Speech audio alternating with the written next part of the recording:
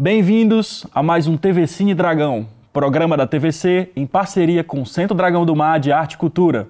Em sessões semanais, diretamente da Sala 2 do Cinema do Dragão, Fundação Joaquim Nabuco, vamos exibir e compartilhar nossos pontos de vista sobre algumas das obras mais expressivas do cinema brasileiro e mundial. E na sessão de hoje, vamos lançar um olhar sobre o cinema noir. O termo noir foi criado pela crítica francesa, mas na verdade diz respeito a uma produção muito particular do cinema industrial americano. Os chamados filmes noir surgiram na década de 40 e se destacavam por fugir da lógica narrativa clássica hollywoodiana. Era comum a esse tipo de filme traçar críticas ao modelo de sociedade americana do pós-guerra. Bastante influenciado pela estética do expressionismo alemão, o filme noir é normalmente associado ao gênero policial. E no programa de hoje vamos exibir um dos cânones do gênero, O Falcão Maltês, clássico dirigido por John Huston e estrelado por Humphrey Bogart. E para discutir O Falcão Maltês e o cinema noir, contamos hoje com a presença do crítico Tiago Siqueira. Tiago, obrigado por estar aqui com a gente de novo. É isso, Salvão. Prazer, Pedro. Já lanço uma pergunta a queima-roupa. O que é o cinema noir? É um gênero? É só uma característica do cinema? Um traço de linguagem? O que é, na tua opinião? Salomão, os críticos e estudiosos do cinema se digladiam em cima dessa questão há mais de 70 anos. Não vamos querer responder isso aqui, mas eu vou tacar aqui os meus 5 centavos sobre o assunto. Para mim, se trata de gênero. Até porque o cinema noir ele tem umas características que não são só de estilo, não é apenas visual, mas narrativa. A gente tem uma narrativa geralmente muito cínica, personagens que já estão cansados, que vivem uma existência, não vou dizer claustrofóbica, mas eles vivem uma existência doída. Eles podem até mesmo disfarçar com um humor mais ácido, mas eles são personagens que invariavelmente são personagens que sofreram muito, ou que sofrem muito, ou que tem alguma coisa muito dura esperando eles no final do longa. Não em cinema noir, finais felizes são a exceção, não a regra. E você tem sim a atmosfera esfumaçada, o alto contraste do preto e branco, geralmente, até mesmo quando há cores, há sempre um digladiamento entre luz e sombras. E é uma das características mais interessantes do noir, é justamente esse confronto de luz e sombras. Você sempre tem um lado negro dos personagens que puxa eles de maneira muito forte. Às vezes, no contraste com um código moral muito forte que esses personagens têm, por vezes. Mas a corrupção, esse código de honra que esses personagens têm um com o outro, no Falcão Maltês isso é muito presente com o personagem do Humphrey Bogart tem um código de honra muito forte, que ele até mesmo chega a explicitar isso de maneira bem clara no roteiro. O contraste é sempre a grande força do noir. Mas de como é interessante perceber que a forma do filme também se deixa levar pela proposta, né? Por esse mal e bem, por esses conflitos morais, né? Éticos. Mas voltando um pouco para essa problemática do gênero, porque o termo noir ele só foi assimilado mesmo pelos Estados Unidos já para lá da década de 60, né, 70.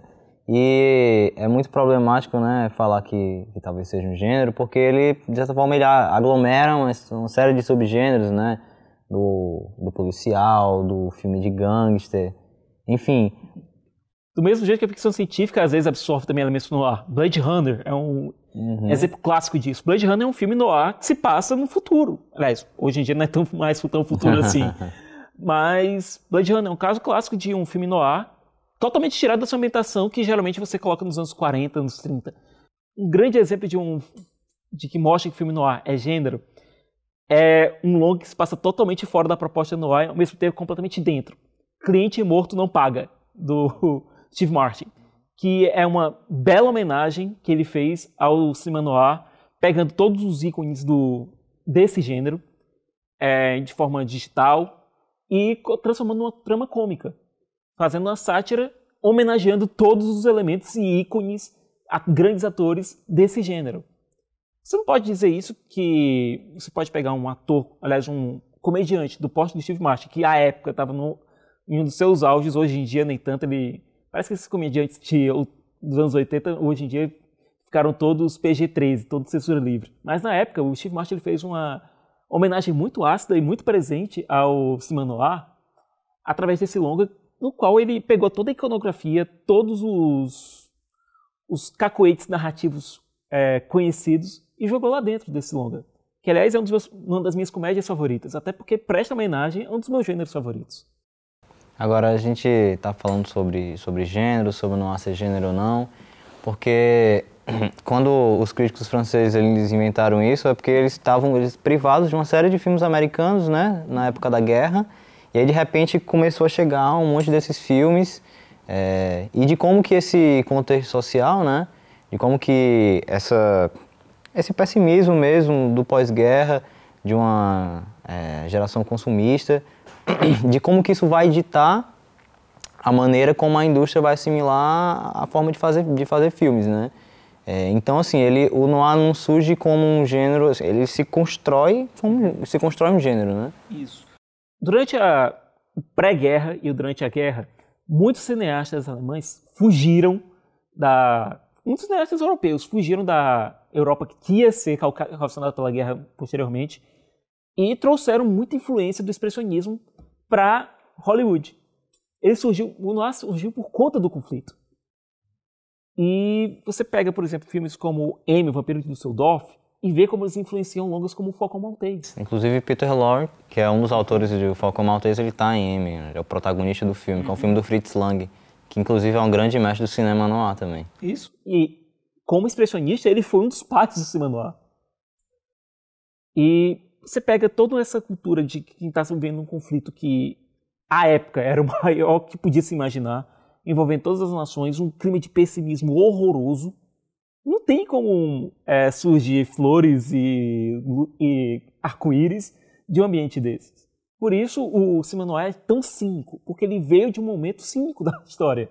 De um momento que você não tinha a mínima esperança de um final feliz. A não ser aqueles que eram um pouco mais patriotas, que acreditavam no seu nacionalismo, eles viam-se uma esperança. Mas o cinema noir, os cineastas noirs, não criam nisso. Os cineastas noirs, eles acreditavam numa coisa um pouco mais real, algo mais calcado na realidade dura que eles viviam. É bom você falar no expressionismo, porque para além da questão estética, né, que é muito óbvia, do posicionamento de câmera, das sombras, eu acho que tematicamente se aproxima muito também. A forma de que a psicologia do personagem, ela emerge de alguma forma. E a Alemanha, quando surge, né, o expressionismo na Alemanha, no cinema, eles estavam vivendo um pós-guerra também. Em um momento em que um herói clássico, ele não consegue mais ser assimilado pelas pessoas. E essa figura do cara que é complexo e que ele pode ser um cara corrupto também, é a figura do anti-herói do noir, né? Ela está presente ali no expressionismo também. Tá sim. O expressionismo alemão, como nasceu pós-Primeira Guerra, quando a Alemanha estava literalmente calcinada, jogada aos ratos praticamente, você não podia pegar, como falei, não podia se pegar um ambiente de destruição social e esperar heróis clássicos, esperar finais felizes.